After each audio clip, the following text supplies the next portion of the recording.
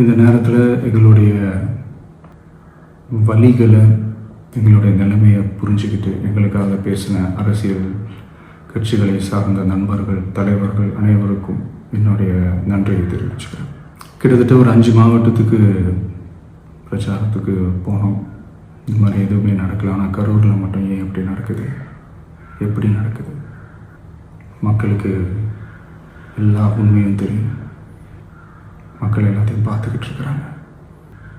கரூரை சேர்ந்த அந்த மக்கள் அந்த உண்மையெல்லாம் வெளியில் சொல்லும்போது எனக்கு கடவுளே நேரில் வந்து இறங்கி அந்த உண்மைகள்லாம் சொல்கிற மாதிரி எனக்கு தோணுச்சு. சீக்கிரமே எல்லா உண்மைகளும் வெளியில் வரும். எங்களுக்கு தரப்பட்ட இடத்துல நாங்கள் போய் அந்த ஸ்பாட்டில் நின்று நாங்கள் பேசிட்டு வந்தோம். அதை தாண்டி எந்த தவறும் எங்கள் சைடில் நாங்கள் எதுவுமே செய்யலை.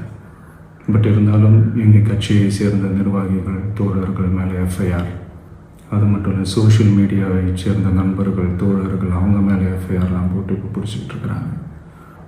சிஎம் சார், உங்களுக்கு ஏதாவது இந்த பழி வாங்கணும் அப்படின்ற எண்ணம் ஏதாவது இருந்துச்சுன்னா என்ன வேணாலும் பண்ணுங்க. அவங்க மேலே கை வைக்காதீங்க. நான் ஒன்று வீட்டில் இருப்பேன், இல்லை நான் ஆஃபீஸில் இருப்பேன்.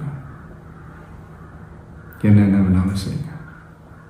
நண்பர்களே, தோழர்களே, நம்மளுடைய அரசியல் பயணம் இன்னும் ஸ்ட்ராங்காக, இன்னும் தைரியத்தோடு கண்டினியூ ஆகும்.